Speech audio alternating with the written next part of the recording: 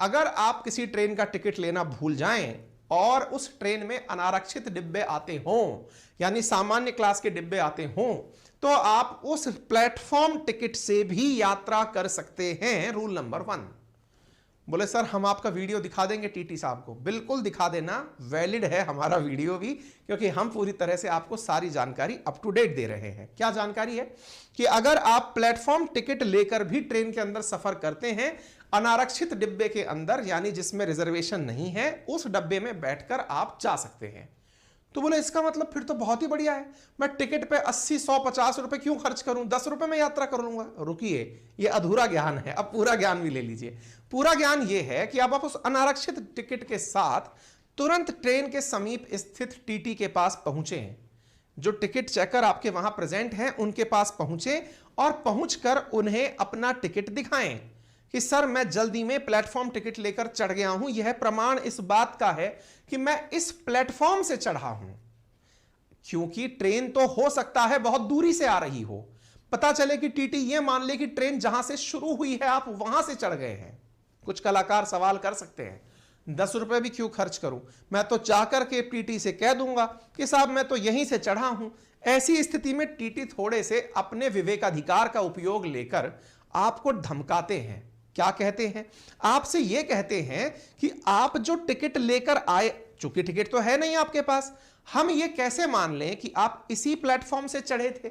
अब चूंकि ये मानने का अधिकार आपके पास केवल कहने के अलावा कुछ नहीं है, आप तरह तरह के प्रमाण देंगे, लेकिन टीटी ये कहेगा कि ये ट्रेन अभी से 10 घंटे पहले जिस स्टेशन से चली थी, मैं तो वहां से डिस्टेंस कैलकुलेट करके आप पर जुर्माना लगाऊंगा, मतलब टिकट लगाऊंगा, साथ में जुर्माने के रूप में आपके ऊपर 250 रुपए मिनिमम लगाऊंगा। इस प्रकार की बहसबाजी से बचने के लिए यदि आप प्लेटफॉर्म टिकट लेकर चलते हैं तो आप यकीन मानिए आपको क्या देना होगा, अब मैं वो बताता हूं। आप प्लेटफॉर्म टिकट लेकर अगर एंट्री किए हैं, अनारक्षित डिब्बे में है, तो आपको केवल डिस्टेंस की यात्रा भर का किराया देना होगा, कोई पेनल्टी नहीं देनी होगी। अर्थात वो 250 रुपए का झमेला भी नहीं है। आप अनारक्षित डिब्बे में बैठे हैं, आप टीटी के पास जाएं और जाकर कहें कि सर मैं टिकट नहीं लाया। आजकल टीटीओ के पास में एक मशीन दे दी गई है, वो वहीं से निकालकर आपको टिकट दे सकते हैं। ठीक है, दैट मींस आपने केवल डिफरेंस अमाउंट पे करके अपनी सीट प्राप्त कर ली। जरूरी नहीं है कि आपको अनारक्षित डिब्बे में सीट मिल जाए, लेकिन आप ट्रैवल करने के भागीदार हो जाएंगे। क्लियर?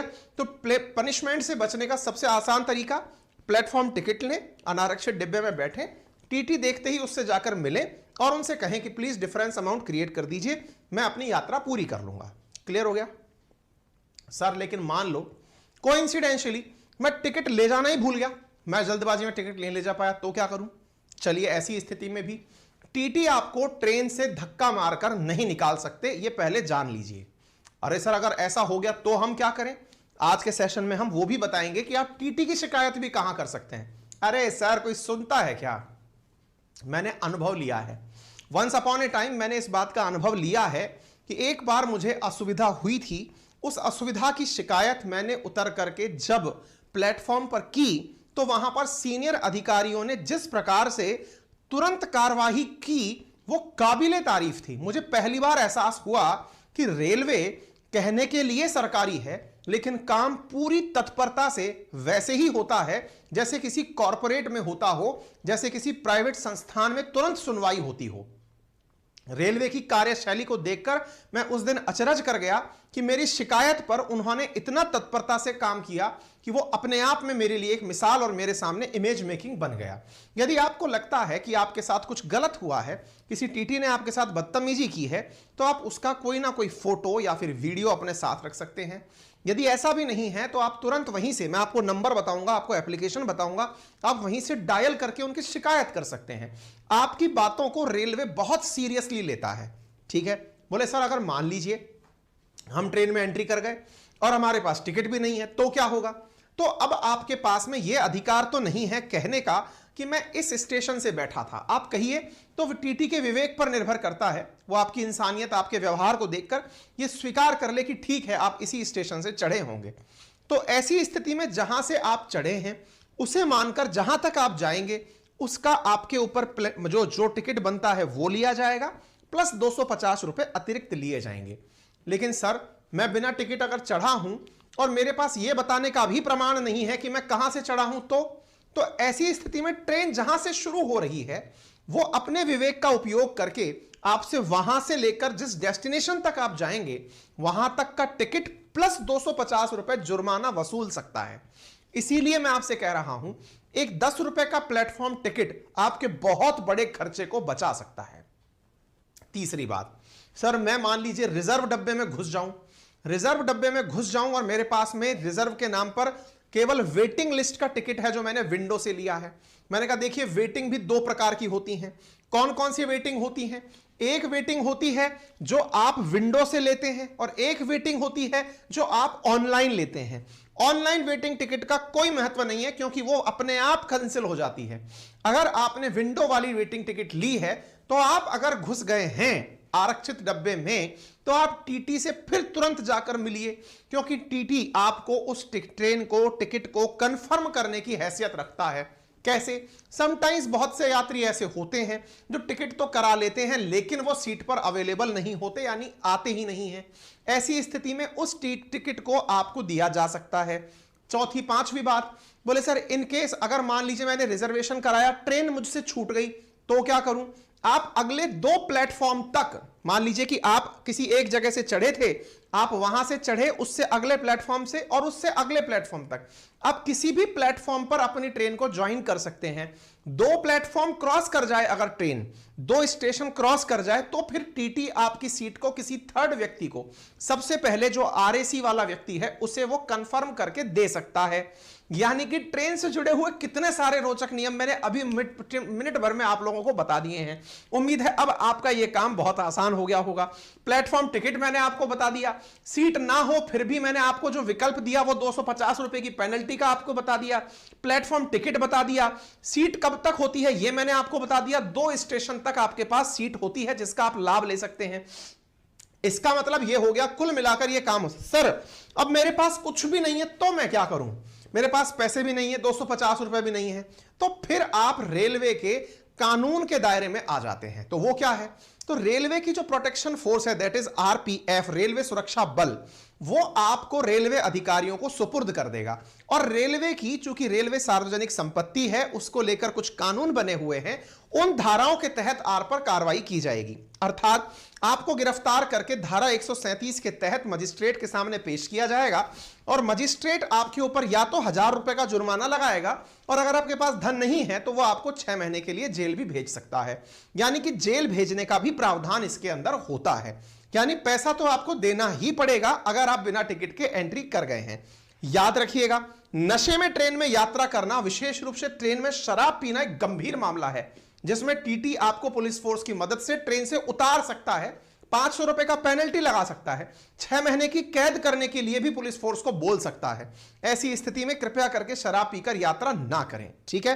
रेलवे के अंदर बकायदा कानून है, रेलवे अपने रेलवे एक्ट से चलता है जिसमें हर चीज का प्रोविजन है। जैसे ट्रेवलिंग विदाउट प्रॉपर टिकट, अगर आपके पास टिकट नहीं है तो सेक्शन 138 रेलवे एक्ट का आप पर अप्लाई होता है जिसमें 250 रुपए और इक्विवेलेंट का फेयर आप पर लगता है और साथ में जो डिस्टेंस आप ट्रेवल कर रहे हैं वो अमाउंट आपको देना होता है। यदि आप गलत तरीके से यात्रा कर रहे हैं, फ्रॉड हैं आप, 137 आपके ऊपर लगता है और इसके अंदर 1000 रुपए आपके ऊपर जुर्माना लग सकता है और पनिशमेंट के रूप में 6 महीने का कारावास भी दिया जा सकता है। आपने चेन पुल की तो सेक्शन 141 रेलवे एक्ट का आप पर लगता है जिसके तहत आप पर 12 महीने की जेल या 1000 रुपए फाइन या दोनों लग सकते हैं।